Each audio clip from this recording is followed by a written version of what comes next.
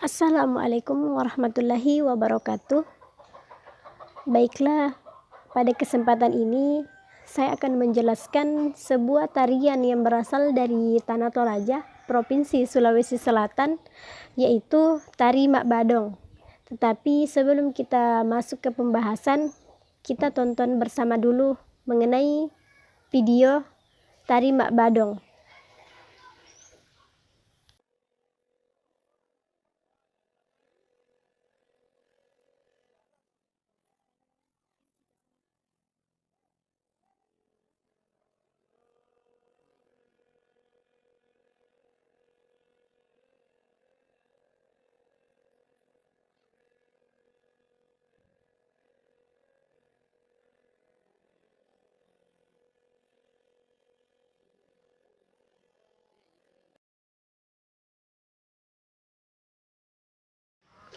Tari Mak Badong adalah salah satu tarian tradisional yang berasal dari Tanah Toraja, Provinsi Sulawesi Selatan.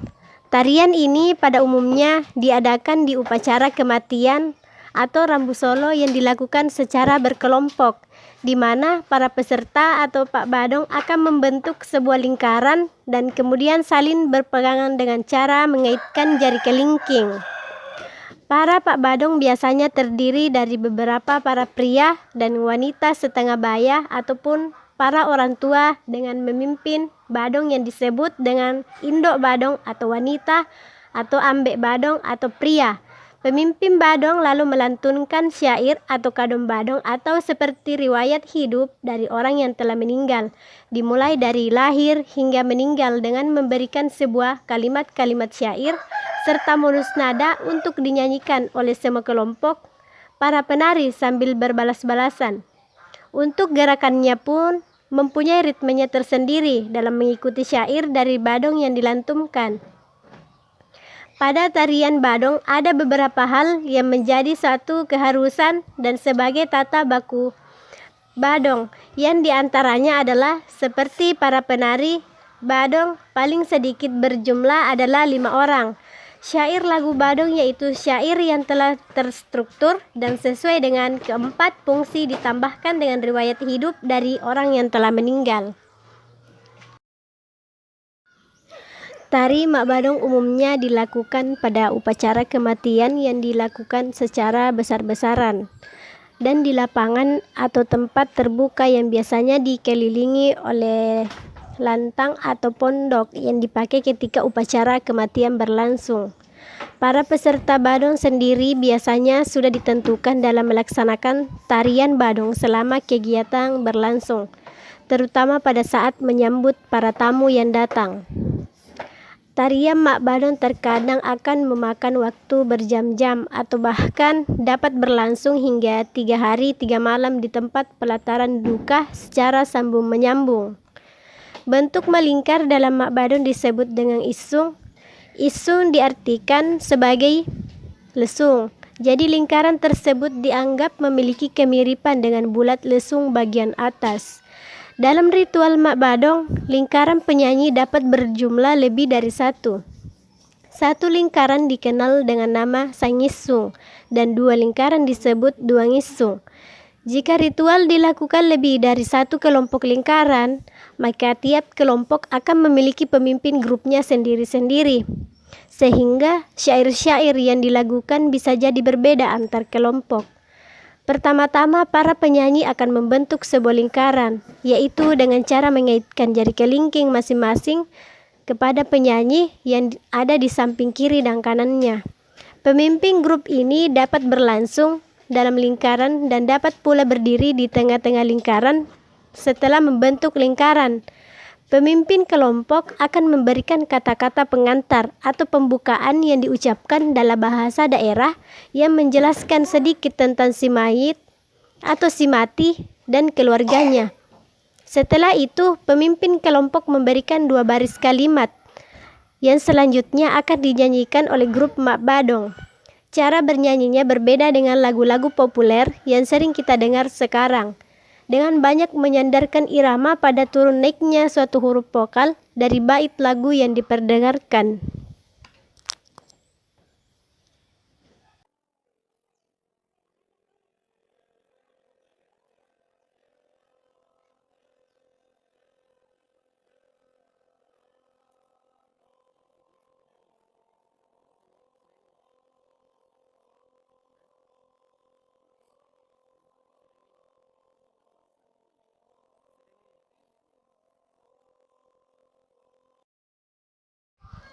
Untuk mengakhiri ritual Mak Badong, sebelum membubarkan diri para penyanyi, Mak Badong biasanya melakukan nondopua atau lompatan besar, yaitu dengan melakukan lompatan-lompatan ke kiri dan ke kanan.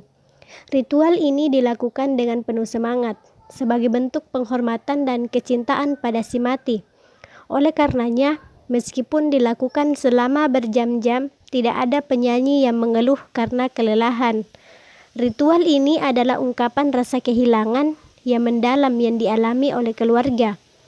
Banyaknya orang yang ikut berpartisipasi dalam ritual Mak Badong dapat menunjukkan bahwa si mati adalah sosok yang disukai dan dicintai oleh banyak orang, dan hal ini menjadi kebanggaan tersendiri bagi keluarga.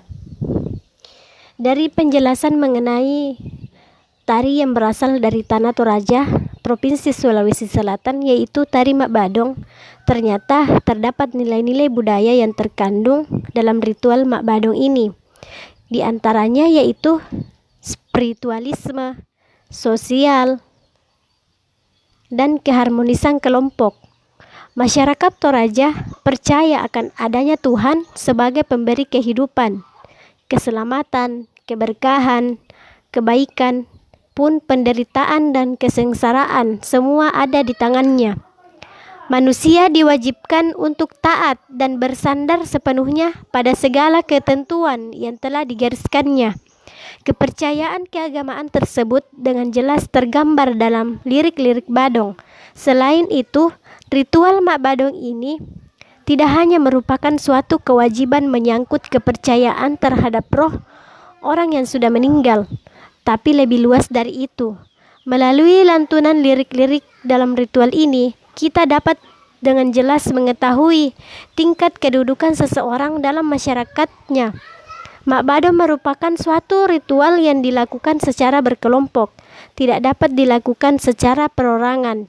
Bernyanyi bersama dalam Mak Badong dapat menjadi wadah dalam mempertahankan jalinan kebersamaan yang telah ada dan dibangun selama ini.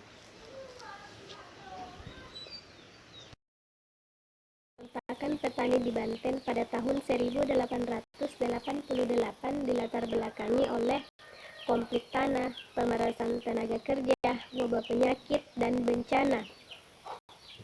Pemberontakan yang terjadi sangat singkat, antara tanggal 9 Juli sampai 30 Juli. Pemberontakan terjadi akibat masuknya perekonomian barat yang tidak diinginkan para petani dan pengawasan politik yang merongrong tatanan masyarakat tradisional.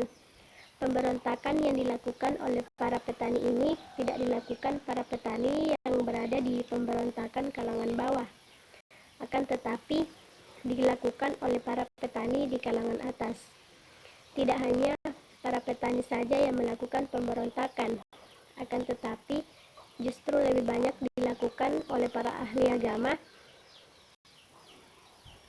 seperti yang diceritakan dalam buku tersebut. Pemberontakan memang dipimpin oleh para ulama-ulama seperti Haji Abdul Karim, Haji Tubagus Ismail, Haji Wasid, Haji Abdul Karim, yang merupakan seorang ulama besar yang terkenal karena seseorang yang menonjol dalam hal keagamaan.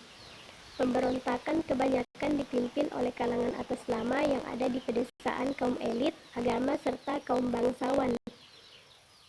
Mereka para pemimpin pemberontakan sebagai sarana untuk mengungkapkan keinginan para petani dan untuk menyalurkan kekuatan kaum petani.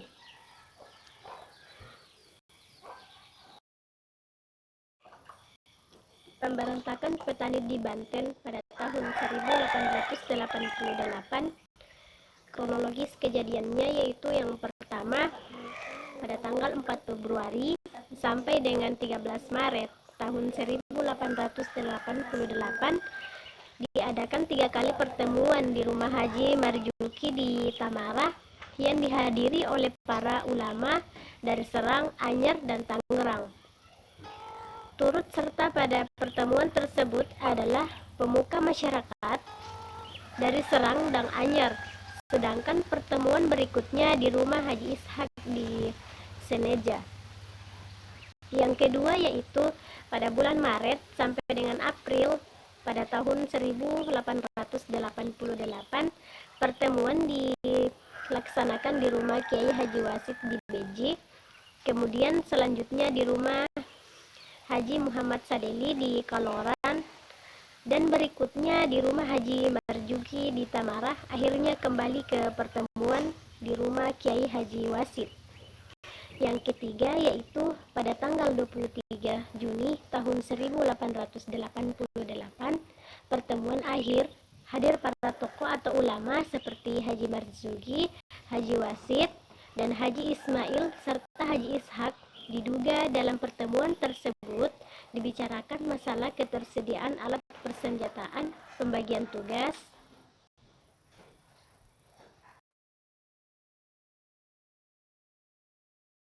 pergerakan pengikut, serta penyelenggaraan pelatihan pencaksilat. Kiai Haji Wasit mengusulkan pergerakan Geger Cilegon pada tanggal 12 Juli pada tahun 1888. Namun pada akhirnya ditetapkan peristiwa perlawanan yang jatuh pada tanggal 9 Juli tahun 1888.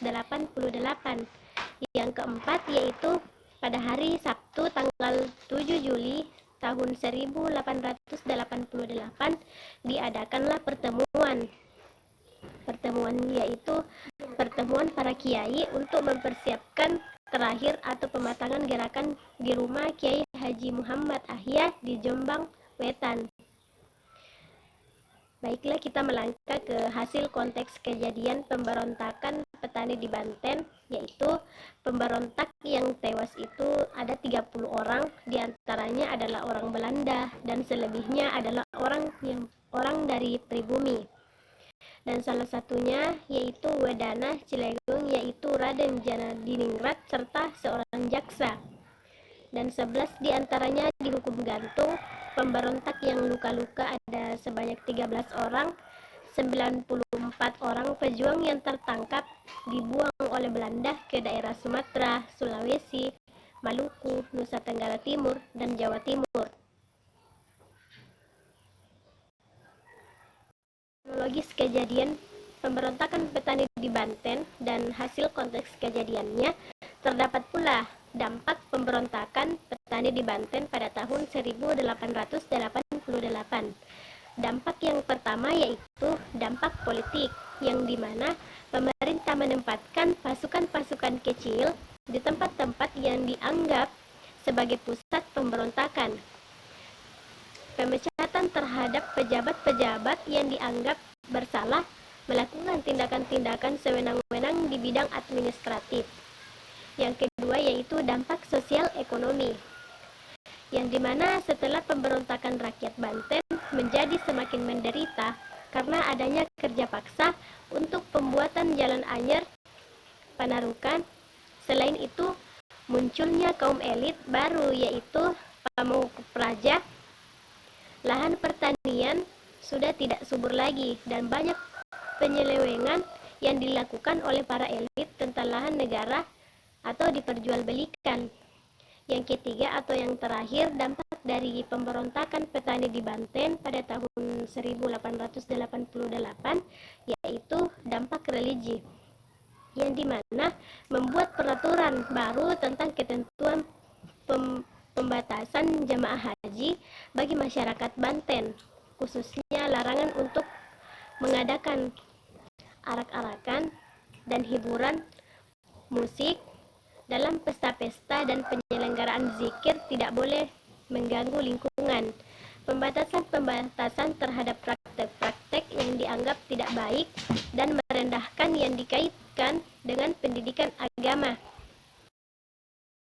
Itulah tadi pembahasan mengenai tarian tradisional yang berasal dari Sulawesi Selatan, yaitu tari Mak Badong, dan poin kedua yaitu pemberontakan petani di Banten.